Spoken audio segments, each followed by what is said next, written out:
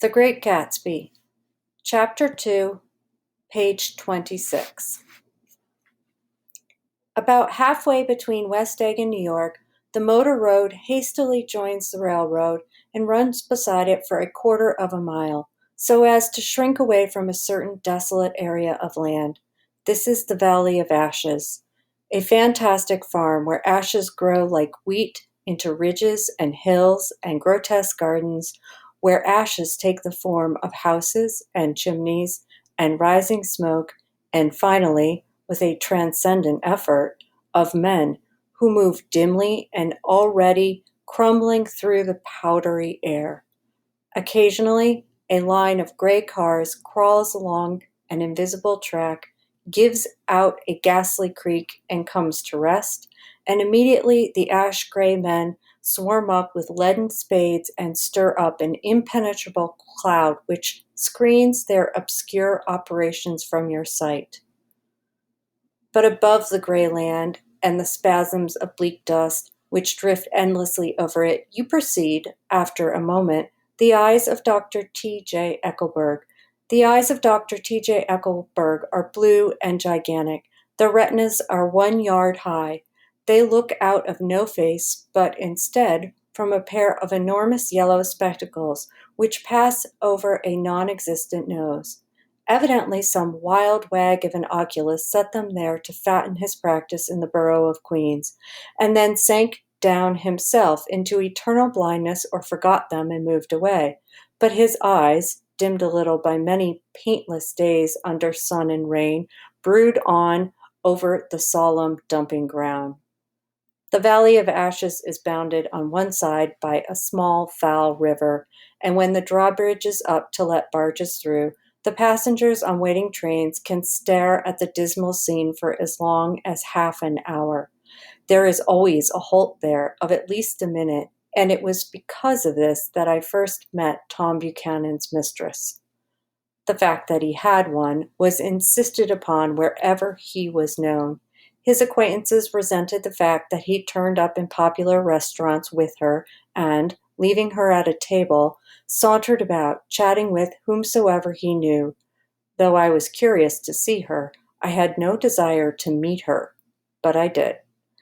I went up to New York with Tom on the train one afternoon, and when we stopped by the ash heaps, he jumped to his feet and, taking hold of my elbow, literally forced me from the car. "We're getting off," he insisted. "I want you to meet my girl." I think he'd tanked up a good deal at luncheon, and his determination to have my company bordered on violence. The superfluous assumption was that on a Sunday afternoon I had nothing better to do. I followed him over a low, whitewashed railroad fence, and we walked back 100 yards along the road under Dr. Eckelberg's persistent stare. The only building in sight was a small block of yellow brick sitting on the edge of the wasteland, a sort of compact main street ministering to it and contiguous to absolutely nothing. One of the 3 shops it contained was for rent, and another was an all-night restaurant approached by a trail of ashes. The third was a garage. Repairs. George B. Wilson. Cars bought and sold. And I followed Tom inside. The interior was unprosperous and bare. The only car visible was a dust-covered wreck of a Ford, which crouched in a dim corner. It had occurred to me that this shadow of a garage must be a blind, that sumptuous and romantic apartments were concealed overhead, when the proprietor himself appeared in the door of an office, wiping his hands on a piece of waste. He was a blond, spiritless man, anemic and faintly handsome. When he saw us, a damp gleam of hope sprang into his light blue eyes. "Hello, Wilson, old man," said Tom, slapping him jovially on the shoulder. "How's business?" "I can't complain," answered Wilson unconvincingly. "When are you going to sell me that car?" "Next week. I've got my man working on it now." "Works pretty slow, don't he?" "No, he doesn't," said Tom coldly. "And if you feel that way about it, maybe I'd better sell it somewhere else after all." "I don't mean that," explained Wilson quickly. "I just meant—" His voice faded off, and Tom glanced impatiently around the garage. Then I heard footsteps on the stairs, and in a moment a thickish woman of a the thickish figure of a woman blocked out the light from the office door. She was in the middle 30s and faintly stout, but she carried her surplus flesh sensuously, as some women can. Her face, above a spotted dress of dark blue crepe de chine, contained no facet or gleam of beauty, but there was an immediately perceptible vitality about her, as if the nerves of her body were continually smoldering. She smiled slowly and walked through her husband as if he were a ghost, shook hands with Tom, looking him flush in the eye. Then she wet her lips and, without turning around, spoke to her husband in a soft, coarse voice. "Get some chairs, why don't you, so somebody can sit down?" "Oh, sure," agreed Wilson hurriedly, and went toward the little office, mingling immediately with the cement color of the walls. A white ashen dust veiled his suit and his pale hair as it veiled everything in the vicinity, except his wife, who moved closer to Tom. "I want to see you," said Tom intently. "Get on the next train." "All right. I'll meet you by the newsstand on the lower level." She nodded and moved away from him just as George Wilson emerged with two chairs from his office door. We waited for her down the road and out of sight. It was a few days before the 4th of July, and a gray, scrawny Italian child was setting torpedoes in a row along the railroad track. "Terrible place, isn't it?" said Tom, exchanging a frown with Dr.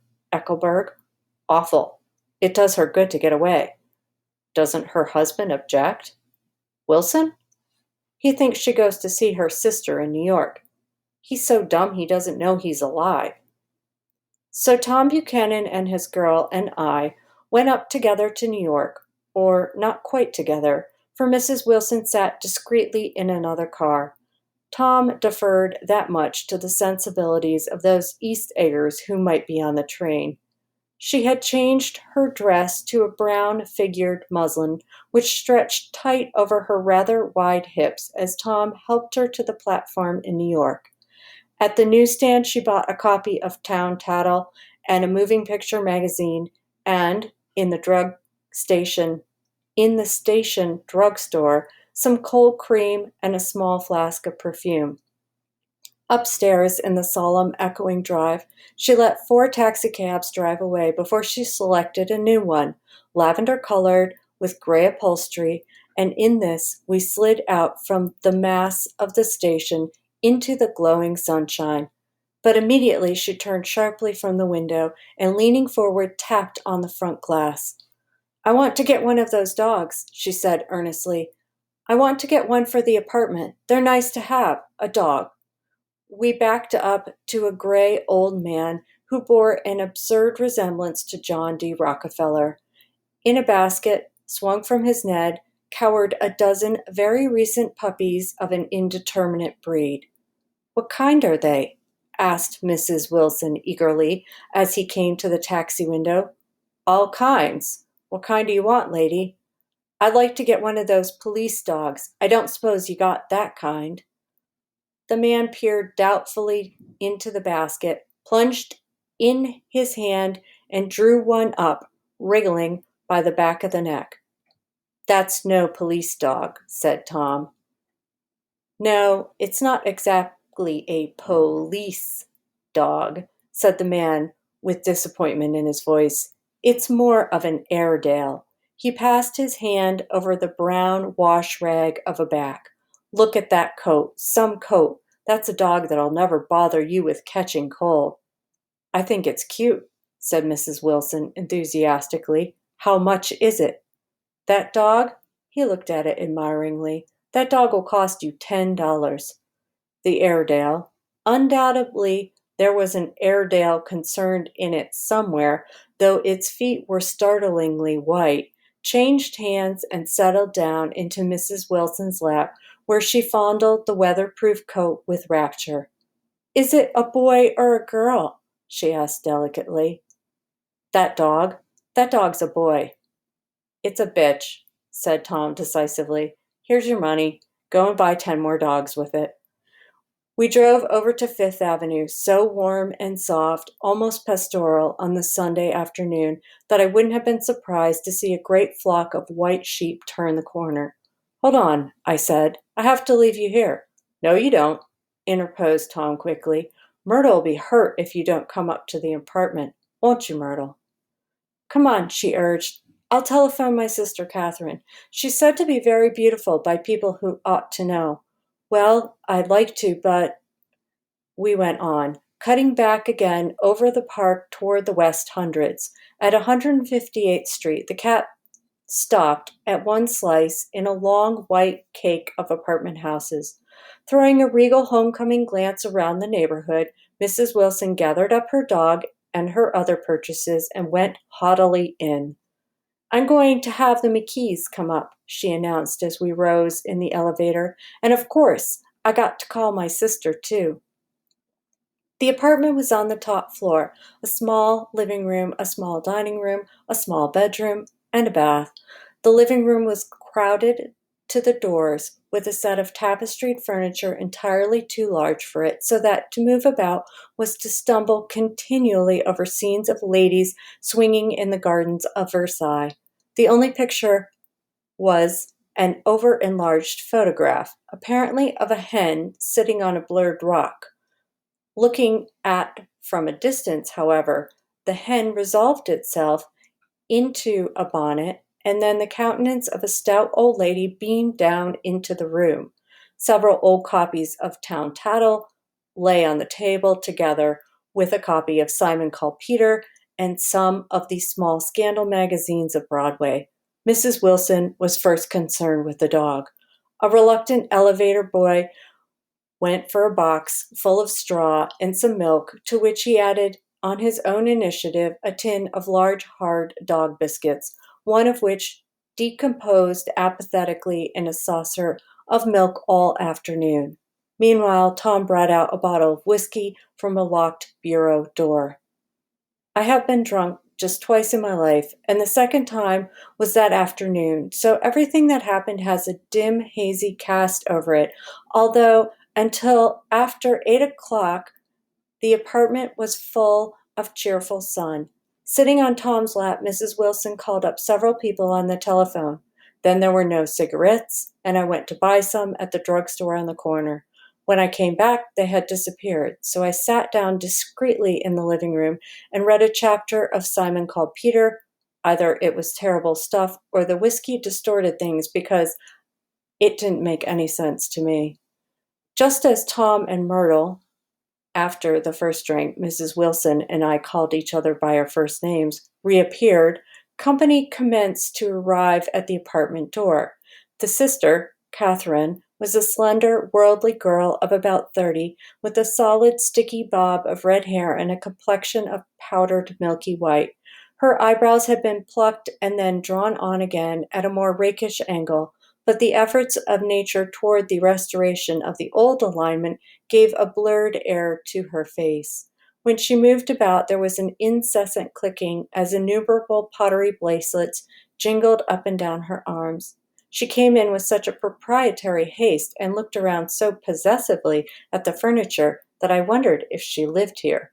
But when I asked her, she laughed immoderately, repeated my question aloud, and told me she lived with a girlfriend at a hotel. Mr. McKee was a pale, feminine man from the flat below. He had just shaved, for there was a white spot of lather on his cheekbone, and he was most respectful in his greeting to everyone in the room. He informed me that he was in the artistic game, and I gathered later that he was a photographer and had made the dim enlargement of Mrs. Wilson's mother, which hovered like an ectoplasm on the wall.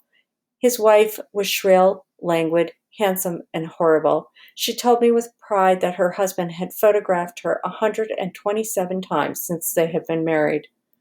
Mrs. Wilson changed her costume some time before, and was now attired in an elaborate afternoon dress of cream-colored chiffon, which gave out a continual rustle as she swept about the room. With the influence of the dress, her personality had also undergone a change. The intense vitality that had been so remarkable in the garage was converted into an impressive hauteur.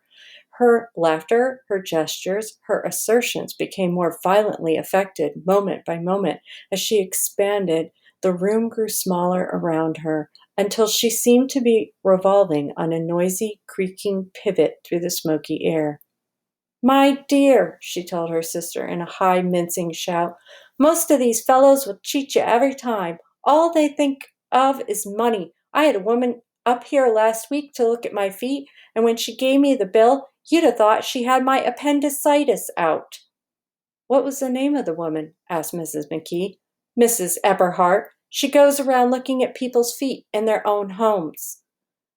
I like your dress, remarked Mrs. McKee. I think it's adorable. Mrs. Wilson rejected the compliment by raising her eyebrow in disdain. It's just a crazy old thing, she said. I just slip it on sometimes when I don't care what I look like. But it looks wonderful on you, if you know what I mean, pursued Mrs. McKee. If Chester could only get you in that pose, I think he could make something of it. We all looked in silence at Mrs. Wilson, who removed a strand of hair from over her eyes and looked back at us with a brilliant smile. Mr. McKee regarded her intently, with his head on one side, and then moved his hand back and forth slowly in front of his face. I should change the light, he said after a moment. I'd like to bring out some of the modeling of the features, and I'd try to get a hold of all of that back hair. I wouldn't think of changing the light, cried Mrs. McKee. I think it's... Her husband said, shh, and we all looked at the subject again, whereupon Tom Buchanan yawned audibly and got to his feet. You McKees, have something to drink, he said. Get some more ice and mineral water, Myrtle, before everybody goes to sleep. I told that boy about the ice. Myrtle raised her eyebrows in despair at the shiftlessness of the lower orders. These people, you have to keep after them all the time. She looked at me and laughed pointlessly. Then she flounced over to the dog, kissed it with ecstasy, and swept into the kitchen, implying that a dozen chefs awaited her orders there. I've done some nice things out on Long Island, asserted Mr. McKee. Tom looked at him blankly. 2 of them we have framed downstairs. 2 what? Demanded Tom. 2 studies.